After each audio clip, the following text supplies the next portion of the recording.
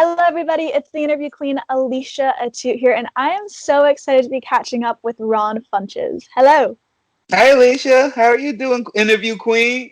I'm doing okay. How are you doing? You're slow. You're like on your way to becoming an interview king with all of these podcast interviews. We'll get into it. I'm just trying to be like you. How are you doing? How are you coping with everything going on right now? Everybody's holding on well in my household. I think, we try to hold on perspective here. We're lucky enough that that I haven't been working and without being in dire straits. So that's been good that we have the ability to stay home, that I've been able to watch a lot of movies with my son. We've been watching Honey, I Shrunk the Kids and the original Teenage Mutant Ninja Turtles films. Awesome. Just getting his culture levels up. So there's been a lot of positives with that. Spending more and more time with my fiance and just hanging out. Obviously, I miss traveling. I miss my friends. I miss performing in front of people. But, it could be a lot worse. So. And did you enjoy your holiday yesterday? I'm assuming you took that in a little bit. Just to give people a hint, today it's April 21st. Yeah, I had a great day. I've been really trying as much as this lockdown's been going on. The first week I probably was partaking. I'm gonna say the first 2 to 3 weeks I was partaking a bit too much in overindulging, and so I had to kind of slow down a little bit and start focusing more on work and my health and working out and staying fit and not letting this get the better of me. So I've been slowing down a little bit, but for the actual holiday, oh yeah. I like how you're just like, yeah, you can expect it 100%. Now, you mentioned watching some movies with your son, and we were talking about gaming before the camera started rolling. So what are some of the video games that you've been getting down into lately? Oh, Call of Duty, the new Modern Warfare game, playing the Warzone all the time. I loved it. I made it my game of the year of 2019, and in return, it is helping me get through 2020. So I really appreciate that. I've never really been a big Modern Warfare guy. I found the people to be a little toxic, a little racist sometimes, and so. But this one's amazing. It is really, really fun. Playing a lot of that. Playing a lot of my Nintendo Switch. Got my Animal Crossing town going well. I got a beautiful big manor. I pretty much have a whole corner of the island just for me. So it's going well. Were you one of the OG Animal Crossing players too? Because I had it on my DS, so when I found out there was one for your phone and now for Switch, it was so exciting. Yeah. Oh no, I go further. I had the original on the GameCube. I did one of the first times I was on television was for the Pete Holmes show, and I spent my whole interview talking about Animal Crossing. Oh, it's amazing. I mean, you always crack me up when it comes to your comedy or just anytime I actually converse with you at shows and interviews. So I was wondering, have you always had that quick wit, or did that come a little bit later? I was a very shy child. I'm still a shy adult. I'm much better at one-on-one interviews and conversations like this. Like, I'm not as good at group settings. I think we all have our skills and our pluses and minuses, like any RPG character. With me, I'm much better with charming like one-on-one situations because you can talk to me. I can look you in the eyes. You can get a better appreciation of me. But big dinners, like anytime my fiance wants to go to a dinner and it's like 5 or 6 people, I'm like, I can't. I have to, like, if it can split into 2 separate conversations, I get overwhelmed. Okay. Yeah. Do you? I don't like it. I thought you were going to know what. No, I want to know what everyone's talking about. If this group's laughing about something and I don't know, maybe they're laughing about me. That's true. You never know. You got to kind of keep your eyes and ears open on everybody. Yeah, I think it's weirder than a lot of people imagine. I'm not a very outgoing person. I just really love the stage and I love stand up and I like talking to people, but I'm not I'm not a class clown. I'm not an extrovert by any means. So was it kind of hard for you to originally get over that confidence issue almost, to go on stage and television and now movies? Yeah, very much so. It was difficult for me. to put myself out there, to let myself know it was okay to fail. And what was really helpful for me was the fact that when I was starting off, also I didn't have any money at all, and I ended up working this job as a Lady Liberty tax sign twirler. You know, when you see the people in Lady Liberty dresses, and I was doing that in my hometown in front of like my people I went to high school with, and my ex-wife's mom and stuff would drive by and then look away and stuff. And so it was embarrassing, but I remember fully thinking to myself, like, oh, if I could stand out in the middle of the corner of my hometown in front of people who I grew up with in a dress and dance in front of the sign, then I can get on stage and do whatever I want, because these are strangers. I don't even know them. So I think that was, as much as I didn't really love the job, that really helped me. Yeah, you pretty much become invincible after spinning that sign around, don't you? Exactly. Nothing can defeat me. Something I've really enjoyed that I mentioned prior was your podcast, Getting Better. I really love seeing all the guests you have, because you have everybody from actors to wrestlers to musicians to comedians. Like, it's all over the place in the best of ways. But with all the guests that you've had so far, I was wondering, who's the one that's eluded you that you would just love to interview and have on? Oh, of course, there's a handful of people. The easiest one for me to say is The Rock, because I am a big fan of The Rock, and I love The Rock. Everybody knows that about me if you know my comedy at all. I have bits about it. Rock and Ric Flair. But more than that, I truly believe that he kind of exemplifies what Getting Better is all about, and where he's come from to where he is now, to make it to the top of not only wrestling, but then to be like, hey, I think I could be one of the best actors in the world. I mean, if we just think it's so easy, we were like, yeah, now. But at the time, people were making fun of him. People were saying that he couldn't do it, and to see him do it, to see him have a production company with his ex-wife. How do you do that? You must be an amazing person. I wouldn't give my ex-wife a Coke. So Oh my gosh, that's amazing. That's definitely some inspiration right there, right? Yeah. So The Rock's a big one on my list. Also, people like Carol Burnett, anyone whose comedy I grew up loving, I would love to have them on my show. That's awesome. Well, I was reading an interview from a few years back, or at least 5 years ago, and it was where they asked you a bunch of random questions, and then their final question in the interview was, hey, Ron, what's a question we should ask people going forward?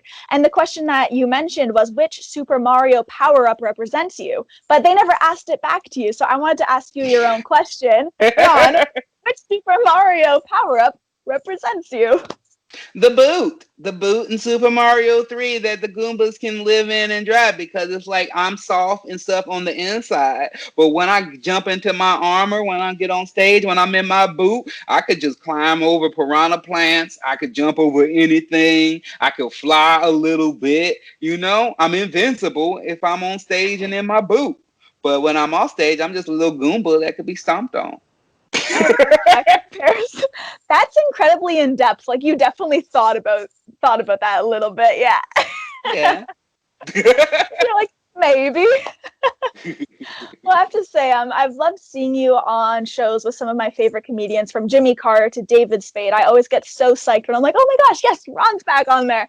And then I recently saw you in Jaxie, which was super cool. I'm like, oh my gosh, yes, he's in this as well. So do you kind of have that dream role or show you would really love to partake in, or someone you'd really love you do? Okay, I was wondering what may that be?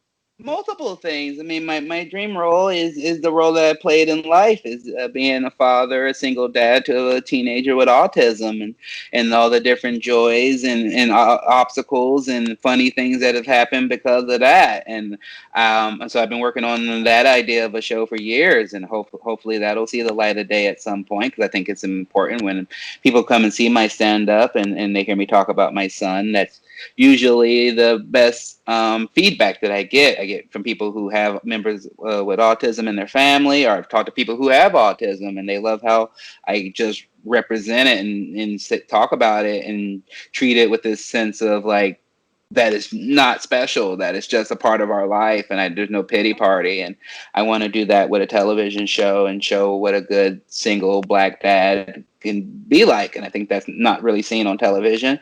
And then movie-wise, I want to make my own movie about pro wrestling. I want to make a love letter to pro wrestling in the '80s and make it real silly and fun. And kind of like the movies I love that we don't really see anymore, movies like Hot Rod or these small independent comedies that don't really exist as much anymore. And I think there's a really funny one to make about professional wrestling. Yeah, I feel like professional wrestling, you can make a movie on that and spin it so many different ways. Because when you actually look at the 80s as a whole, when it comes to wrestling, a lot of crazy stuff happened. So there's a lot of stuff you can pinpoint and definitely poke some fun at, for sure.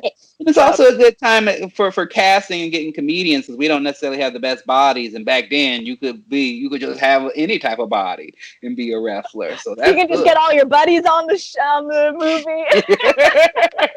Once we come out of the coronavirus, you're like, I got a job for you and you.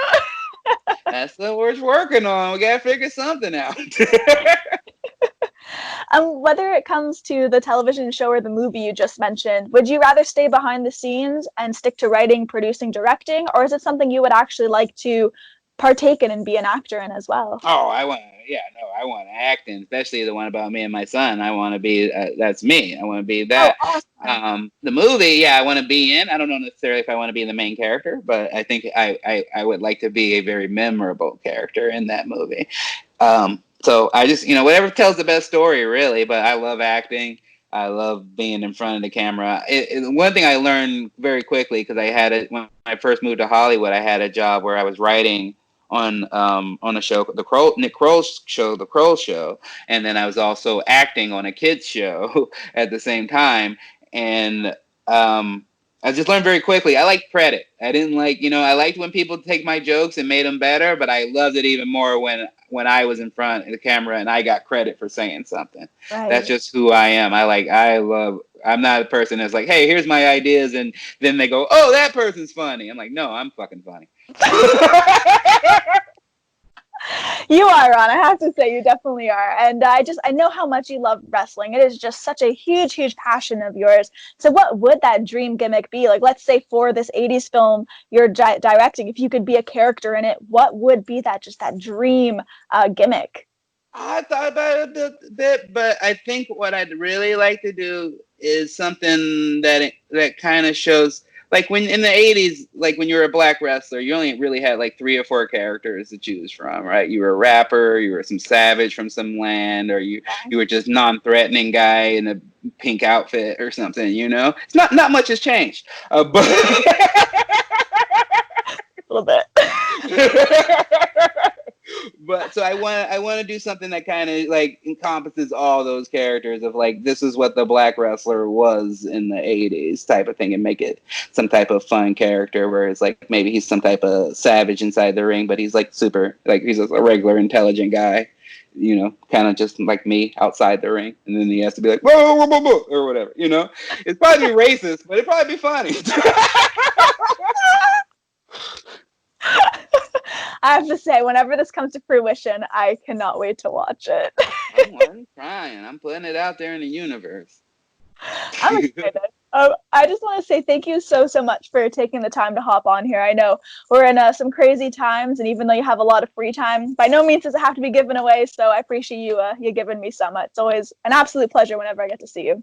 Oh, of course. No, please. It's a pleasure to always talk with you. You're a great person. Anytime I see you around the conventions and stuff, you always take the time to say hi to me, and you're usually mobbed by a bunch of weird-looking guys. So I miss it. I miss those days. Thank you so much for your time. Everybody, this has been the awesome Ron Funches. I'm the interview queen, Alicia Atout.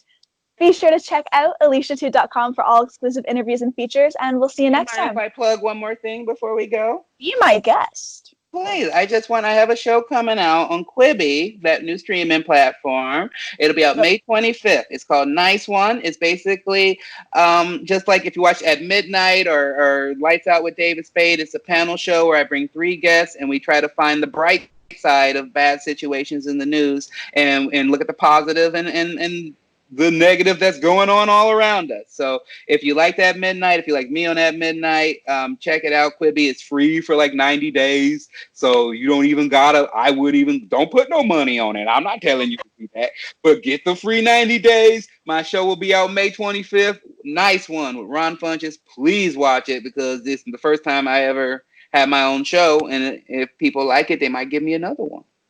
Amazing. I can't wait to watch it. Genuinely love everything that you're doing right now. Again, everyone, Ron Funches, Alicia Atout. We'll see you next time. Bye.